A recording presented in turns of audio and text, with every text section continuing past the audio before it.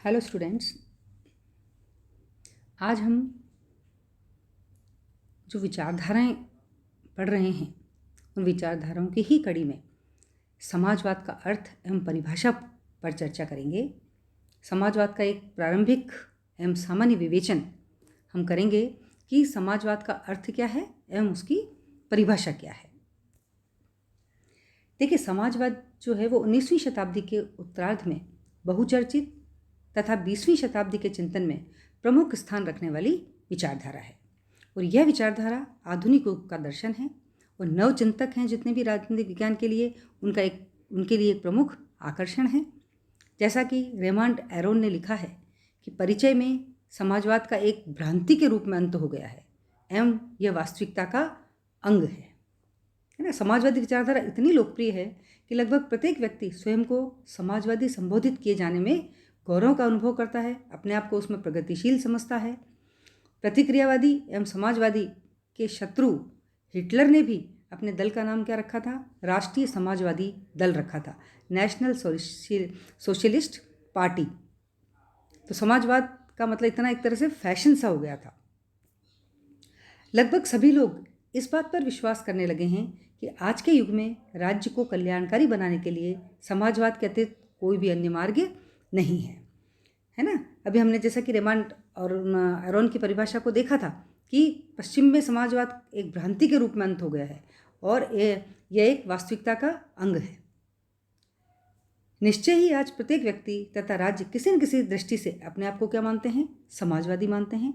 यह बात आज भी सही नहीं है, किंतु 19वीं शताब्दी के अंत में ही सर विलियम हरकोर्ट ने यह घोषणा की थी कि अब हम समाजवादी हैं। ठीक है ना, 19वीं शताब्दी के अंत में ही विलियम हरकोर्ट ने इस बात की घोषणा की थी। हम समाजवाद की व्याख्या करते हैं, हम देखते हैं कि समाजवाद क्या है, समाजवाद के कौन कौन से तत्व हैं। इन प्रश्नों का कोई सामान्य या संतोषजनक उत्तर आज तक नहीं दिया जा सकता। समाजवाद एक सिद्धांत प्रणाली के रूप में जितना लोकप्रिय है उतना ही अनिश्चित है। समाजवाद का अर्थ और विशेषताओं की व्याख्या अनेक चिंतकों और विद्वानों ने की है, लेकिन वे इस पर एकमत अभी भी नहीं हैं।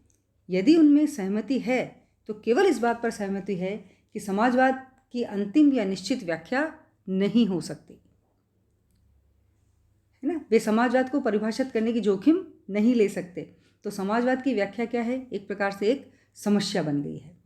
समाजवाद की जो व्याख्या है उसको स्पष्ट या सही ढंग से नहीं हो सकी या नहीं हो सकती है। उसके कुछ कारण हैं कि समाजवाद की जो व्याख्या है वो सही ढंग से क्यों नहीं हो सकती है।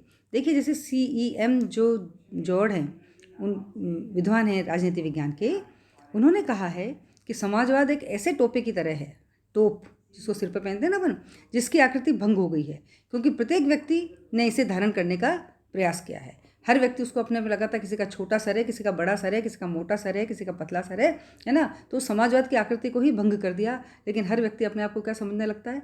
समाजवादी, है ना। तो उन्होंने कहा कि इसलिए उसकी व्याख्या नहीं हो सकी, उसके कुछ कारण हैं। देखिए, पहला कारण क्या है कि समाजवाद शब्द का एक विचारधारा और राजनीतिक आंदोलन दोनों ही रूप में प्रयोग किया जा सकता है। समाजवाद जो शब्द है उसका एक विचारधारा के रूप में भी प्रयोग किया जा सकता है और एक राजनीतिक आंदोलन के रूप में भी प्रयोग किया जा सकता है।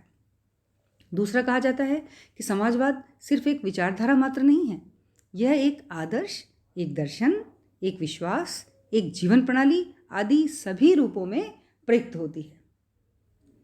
जैसे कि CEM जॉर्ज कहते हैं कि समाजवादी दर्शन को पूर्णतः या मुख्यतः राजनीतिक समझ लेना त्रुटि होगा। इसका राजनीतिक एवं आर्थिक पक्ष एक दूसरे से बिल्कुल जुड़ा हुआ है, मिला हुआ है। इसके केवल राजनीतिक पक्ष का विवरण देना न केवल अव्यवहारिक है बल्कि अवांछनीय भी है। तो वास्तव में आज यह प्रश्न नहीं है कि समाजवाद क्या है, किंतु यह कहना चाहिए कि समाजवाद क्या नहीं है। ठीक है ना। तीसरी बात जो कही जाती है इसकी व्याख्या में कि समाजवादी बहुत से परस्पर विरोधी संप्रदाय में विभक्त हैं। ये संप्रदाय अपने अपने लक्ष्यों, पद्धतियों में एक दूसरे से बिल्कुल अलग हैं और इन विचारधाराओं के अलग अलग स्पष्ट नाम हैं। जैसे क्या नाम है इनके? सिंडिकलवाद, है ना, सिंडिकलिज्म होता है, गिल्ड समाजवाद, अराजकतावाद, साम्यवाद, इन नामों में ये बटे हुए हैं। तो इन संप्रदायों के कई प्रवक्ता हैं और प्रत्येक प्रवक्ता के हाथों में समाजवाद भिन्न सिद्धांत प्रतीत होता है, अलग अलग तरह से इसको दिखाई देता है। तो इस प्रकार हमारे सामने समाजवाद के अनेक भिन्न भिन्न रूप चित्रित होते हैं और इन समस्त समाजवादी संप्रदायों के कार्यक्रमों, साधनों आदि की दृष्टि से यदि समाजवाद के वास्तविक अर्थ तथा रूपों का अध्ययन किया जाए तो यह कहना प्राय असंभव हो जाएगा कि वास्तव में समाजवाद क्या है तथा किस विचारधारा, आंदोलन या नीति को समाजवाद कहा जाए। क्योंकि कोई इसको सिंडिकलिज्म को भी समाजवाद कहता है, गिल्ड समाजवाद है, अराजकतावाद है, साम्यवाद है, ये सब अपने आप को समाजवाद की धारा के अंदर जोड़ने का प्रश्न करते हैं। तो सभी अपने अपने समाजवाद के वास्तविक होने का क्या करते हैं, दावा करते हैं। चौथे तरह के देखिए कि समाजवाद के समर्थकों की संख्या लगभग असीमित है। इनके द्वारा इस विचारधारा की इतनी व्यापक और वृहद सामग्री प्रस्तुत की गई है कि विशुद्ध समाजवाद क्या है ये बताना कठिन हो गया है ना। जैसा संक्षेप में कहा गया ना कि समाजवाद ऐसी टोपी बन गया है जिसकी आकृति बहुत अधिक पहने जाने के कारण क्या हो गई है, बिगड़ चुकी है उसकी आकृति। इस प्रकार की टोपी वो बन चुका है। ठीक है। फिर इसका पांचवा कारण भी बताया जाता है कि भाई इसकी व्याख्या हम ढंग से क्यों नहीं कर पा रहे, कि समाजवाद का संबंध जो है वो किसी एक राज्य या महाद्वीप से नहीं है। प्रारंभ में अवश्य ही यूरोप में इसका प्रादुर्भाव हुआ, लेकिन अब यह विश्वव्यापी विचारधारा बन गया है और द्वितीय युद्ध के उपरांत एशिया और अफ्रीका के देश जैसे जैसे स्वतंत्र होते गए, लगभग सभी ने अपनी औपनिवेशिक अर्थव्यवस्था में सुधार करने के लिए किसका सहारा लिया, समाजवाद का सहारा लिया। जिसके फलस्वरूप क्या हुआ, एशियाई समाजवाद, अफ्रीकी समाजवाद, चीनी समाजवाद, भारतीय समाजवाद, अरब समाजवाद आदि कई स्थानीय या क्षेत्रीय समाजवादी जो रूप हैं वो हमारे सामने आए। इनमें से कुछ तो प्रजातांत्रिक राज्य भी हैं और बहुत से राज्यों में सैनिक तानाशाही भी है, लेकिन सभी स्वयं को क्या कहलाते हैं, समाजवादी कहते हैं। तो इस परिस्थिति ने समाजवाद के प्रति जो भ्रम था उसमें और भी ज़्यादा वृद्धि कर दी है ना। भारतीय समाजवाद का विवेचन भी आसान नहीं है। इसका अगर हम विवेचन करें तो वो भी आसान नहीं है। भारत का कौन सा व्यक्ति या राजनीतिक दल समाजवादी है तथा किस प्रकार का समाजवादी है ये बताना तो बहुत ही मुश्किल है। भारत में कई राजनीतिक दलों ने समाजवाद को अपने कार्यक्रम का मुख्य आधार माना है। यहाँ तक कि भारतीय जनसंघ ने भी एक प्रकार से समाजवादी कार्यक्रम स्वीकार किया है। किंतु इन सभी दलों के सदस्य कुछ बड़े बड़े पूंजीपति भी हैं, बड़े बड़े उद्योगपति जो आर्थिक विषमता, शोषण, कालाबाजारी आदि में थोड़ा बहुत योगदान देते ही हैं। वे भी स्वयं को क्या कहलाते हैं, समाजवादी कहलाते हैं। यहाँ का भूतपूर्व नरेश वर्ग भी स्वयं को प्रगतिशील बताने की कोशिश करता था, समाजवादी आवरण पहनने में कोई संकोच नहीं करता था। तो इन परिस्थितियों के संदर्भ में भारत में समाजवाद व्यवहारिक कार्यक्रम न होकर क्या हो गया, एक नारा बन गया, एक फैशन बन गया और एक राजनीतिक फैशन बन गया। एक साधारण नागरिक यह समझने में असमर्थ है कि देश में कौन प्रगतिशील है, कौन समाजवादी है। आम नागरिक को तो इस चीज़ का पता है ही नहीं। इसका क्या तात्पर्य है कि समाजवाद का अर्थ अभी भी सुनिश्चित नहीं है। संभवतः क्रॉसलैंड के विचार इस बारे में मेरे को तो सही लगते हैं कि समाजवाद का न कोई निश्चित अर्थ हुआ है और न ही होगा, किंतु फिर भी ये सर्वग्राह विचारधारा सभी के द्वारा ग्रहण की गई विचारधारा है ना। तो समाजवाद का हमने एक संक्षिप्त सा परिचय देखा, आखिर समाजवाद है क्या। देखते हैं हम समाजवाद की परिभाषाएं। देखिए, विद्वानों ने समाजवाद की कई परिभाषाएं दी है। जो परिस्थितियां हमने पढ़ी है ना, हमने समाजवाद का जो अर्थ डिस्कस किया उसके आधार पर क्या स्पष्ट होता है कि समाजवाद की कोई निश्चित या सर्वसम्मत व्याख्या की जा सकती जो संपूर्ण समाजवादी चिंतन का प्रतिनिधित्व कर सके, है ना। ऐसी कोई हमने देखी नहीं। लेकिन इसके साथ यह बात भी है कि जो समाजवाद है कि कुछ ऐसे तत्व हैं, ऐसे लक्ष्य हैं जिन्हें अधिकांश समाजवादी वांछनीय मानते हैं, जरूरी मानते हैं। इन आधारों पर कुछ विद्वानों ने इसे परिभाषित करने का प्रयत्न भी किया है, जिससे यदि आंशिक रूप में भी समाजवाद का अर्थ समझ में आ सके तो विवेचन की समस्या थोड़ी बहुत हमारी हल हो जाएगी। देखिए, समाजवाद की कई परिभाषाएं हमारे सामने आती हैं। पेरिस के एक पत्र में ली फिगारो, इसका अगर हम शाब्दिक अर्थ देखें वैसे तो समाजवाद अंग्रेजी भाषा के सोशलिज्म शब्द का हिंदी पर्याय है, जिसकी जो उत्पत्ति है किस शब्द से हुई है, सोशियस शब्द से हुई है और जिसका अर्थ क्या होता है, समाज होता है। समझ में आ गया ना कि समाजवाद कहाँ से आया। ये अंग्रेजी भाषा के एक सोशलिज्म शब्द से आया है और उसकी उत्पत्ति एक सोशियस शब्द से हुई है जिसका अर्थ होता है समाज। पेरिस के एक पत्र ली फिगारो ने 1892 में समाजवाद की परिभाषाओं को एकत्र करने का कार्य किया। तो उन्होंने कितनी परिभाषाएं एकत्रित कर ली, 600 परिभाषाएं उन्होंने एकत्र की, देखिए, है ना। और डॉन ग्रिफिथ्स थे एक, उन्होंने अपनी पुस्तक what is socialism a symposium, नाम है उसका, symposium, what is socialism a symposium, जो उन्होंने 1924 में लिखी थी। उन्होंने में समाजवाद की लगभग 261 परिभाषाएं दी हैं। आजकल जिन पुस्तकों में समाजवाद की समीक्षा मिलती है उनमें यही कुछ परंपरागत परिभाषाएं प्राय देखने में मिलती हैं। जैसे प्रोफेसर एली क्या कहते हैं कि समाजवादी व्यक्ति वह है जो राज्य के अंतर्गत संगठित समाज को इस दृष्टि से देखता है कि वह आर्थिक वस्तुओं का न्याय संगत वितरण करने तथा मानवता को ऊंचा उठाने में सहायक हो।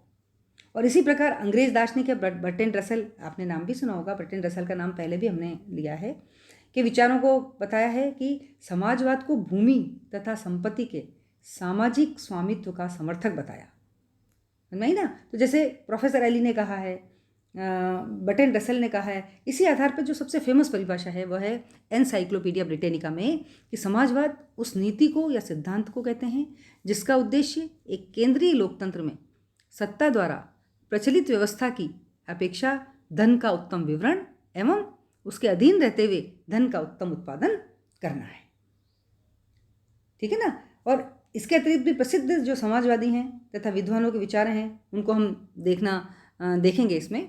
जैसे इंग्लैंड के प्रसिद्ध समाजवादी हैं ये रैमजे मैकडोनाल्ड, उन्होंने परिभाषा दी है कि सामान्य रूप से समाजवाद की इससे अच्छी परिभाषा नहीं हो सकती कि समाजवाद का उद्देश्य समाज के आर्थिक तथा भौतिक शक्तियों का मानवीय शक्तियों द्वारा संगठन एवं नियंत्रण करना है।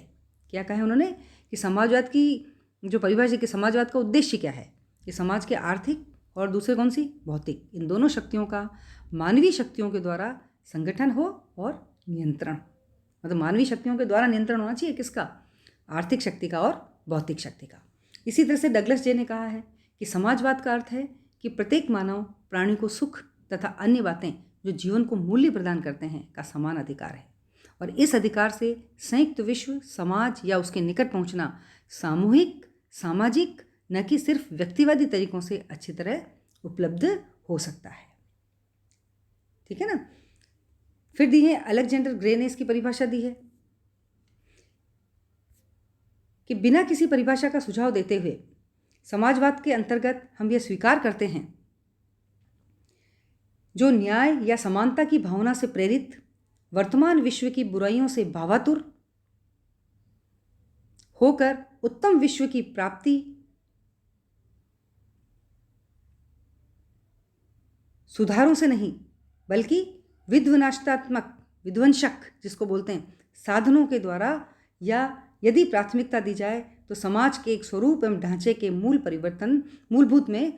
ढांचे के अंदर मूलभूत परिवर्तन कर सके। देखिए इसको मैं वापस आपको बताती हूँ कि बिना किसी, इन्होंने बताया कि भाई कोई परिभाषा नहीं दे रहा हूँ, उन्होंने एक अर्थ बताया इसका कि समाजवाद के अंतर्गत हम ये स्वीकार करते हैं, क्या स्वीकार करते हैं कि जो न्याय या समानता की भावना से प्रेरित, किस भावना से प्रेरित होना चाहिए, न्याय या समानता की भावना से प्रेरित वर्तमान विश्व की बुराइयों से भावातुर होकर उत्तम विश्व की प्राप्ति, जो बुराइयां चल रही हैं है ना, उनसे अलग होकर आप कहाँ जा रहे हैं, उत्तम विश्व की प्राप्ति की ओर, सुधारों से नहीं बल्कि किंतु विध्वंसात्मक साधनों द्वारा या यदि प्राथमिकता दी जाए तो समाज के स्वरूप एवं ढांचे में क्या करना चाहिए, परिवर्तन। यहाँ विध्वंसात्मक का अर्थ क्या है कि विध्वंस का शाब्दिक अर्थ तटस्थ रूप में प्रयोग किया गया, मतलब विध्वंस करने के रूप में नहीं, एक तरह से तटस्थ रूप में इसका प्रयोग किया गया है कि ऐसे साधनों के द्वारा हम पहले समाज के मूलभूत ढांचे के अंदर क्या करें, परिवर्तन करें।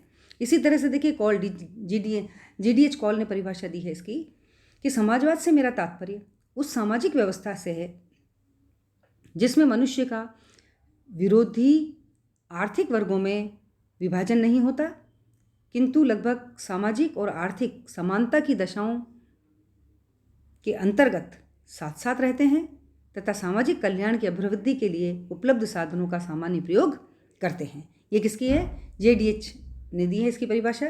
तो आपने देखा होगा ये सभी जो परिभाषा हैं उनसे स्पष्ट है कि समाजवाद कोई सुनिश्चित स्पष्ट या संतोषप्रद जो इसकी परिभाषा नहीं दे पाए, है ना। इसमें इनसे समाजवाद की संकीर्णता या व्यापकता है उसका अनुमान लगाना असंभव है कि कितना बड़ा है कितना छोटा है। जब सिडनी वेब ने कहा है कि समाजवाद जनतांत्रिक आदर्श का क्या है, आर्थिक पहलू है, इसके अंतर्गत सब कुछ सम्मिलित किया जा सकता है। जो सिडनी वेब की परिभाषा है, समाजवाद जनतांत्रिक आदर्श का आर्थिक पहलू है। इसमें सब सम्मिलित है। आर्थिक पहलू के अंदर आदर्श भी आ गया, जनतांत्रिक आदर्श भी आ गया, और आर्थिक के अंदर वितरण, उत्पादन, सभी चीज़ें इसके अंदर आ गई। तो कुछ परिभाषाएं व्यापक होते हुए भी समाजवाद के संपूर्ण पक्षों का समावेश नहीं कर पाई। ये साम्यवादी समाजवाद को सामान्यतः अपने क्षेत्र में सम्मिलित नहीं करती। संभवतः साम्यवाद को क्रांतिकारी और अधिनायकवादी व्यवस्था मानकर इसे अलग ही रखा गया है। साम्यवाद का स्वरूप कैसा भी क्यों न हो, उसे समाजवाद के अध्ययन से अलग नहीं किया जा सकता। जैसा कि अलेक्जेंडर ग्रे के विचार में समाजवाद की जो सभी परिभाषाएं हैं बड़ी धूमिल आशा प्रस्तुत करती है, और इनमें मूर्खता, उथलापन, संकीर्णता, विरोधाभास सब कुछ है। ये किसने कहा है? अलेक्जेंडर ग्रे ने। सबका अपना अपना दृष्टिकोण होता है इस चीज़ को बताया, लेकिन फिर भी कहा है कि कुछ जो परिभाषाएं हैं वो फिर भी प्रशंसनीय है। तो बच्चों, आज हमने देखा कि समाजवाद क्या है, उसके अंदर कितनी कंट्रोवर्सी है, और समाजवाद की कुछ मुख्य मुख्य परिभाषाएं हैं। अगले वीडियो के अंदर हम देखेंगे समाजवाद के सैद्धांतिक आधार क्या क्या हैं। Thank you.